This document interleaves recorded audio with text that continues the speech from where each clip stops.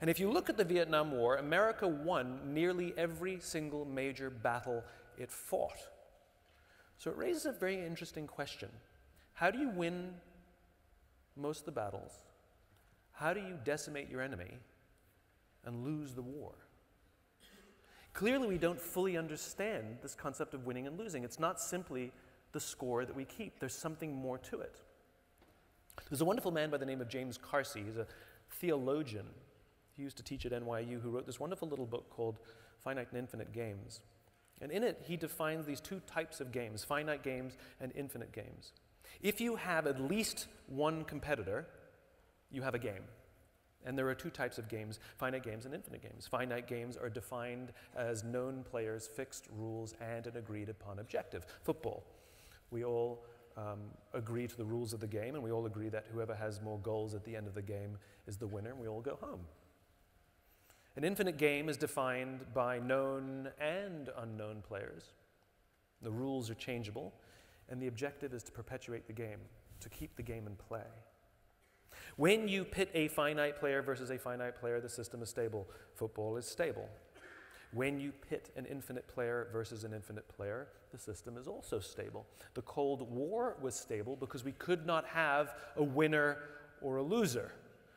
We just both kept playing to make sure that the game stayed in play. That's what kept it stable. There's no such thing as winning or losing an infinite game. What happens is when the player or one of the players runs out of the will or resources to continue to play, they drop out of the game. But the game continues with you or without you. Problems arise, however, when you pit a finite player versus an infinite player. Because finite players are playing to win, and infinite players are playing to keep playing, and they'll make very different strategic choices as a result. And this is what happened to America in Vietnam. America was fighting to win, and the North Vietnamese were fighting for their lives. And they would fight to the very last man if necessary. And when a finite player finds themselves against an infinite player, they will always find themselves in quagmire, racing through the will and resources to stay in the game. So this gets me thinking. We are surrounded every day of our lives by infinite games. We are all unwitting players in these infinite games. There's no such thing as being number one in marriage. There's no such thing as winning in your friendships. There's no such thing as winning global politics, and there's definitely no such thing as winning business. But if we listen to the language of too many leaders, they don't know the game they're in. They talk about being number one, being the best, beating your competition, based on what agreed upon metrics, based on what agreed upon timeframes.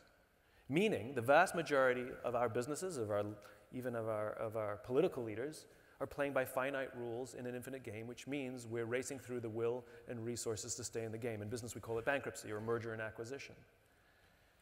Which means we need to completely readjust how we think about leadership to actually play for the game we're in. And the reason is important, because when we play with a finite mindset in the infinite game, there's a few very predictable things that happen. There's a decline of trust, there's a decline of cooperation, and there's a decline of innovation. I had a real-life experience that showed me what the difference between the two games was. I spoke at an education summit for Microsoft. I also spoke at an education summit for Apple. At the Microsoft summit, I would say that 70 to 80% of the executives spent about 70 to 80% of their presentations talking about how to beat Apple. At the Apple summit, 100% of the executives spent 100% of their presentations talking about how to help teachers teach and how to help students learn. One was obsessed with where they were going, the other one was obsessed with beating their competition. Guess which one was in quagmire? Guess which one was racing through the will and resources to stay in the game? At the end of my talk at Microsoft, they gave me a gift. They gave me the new Zune when it was a thing. This was Microsoft's answer to the iPod. This little piece of technology was absolutely fantastic. The user interface was simple. It was easy to understand. It was elegant. It worked flawlessly. It was a brilliant little piece of technology.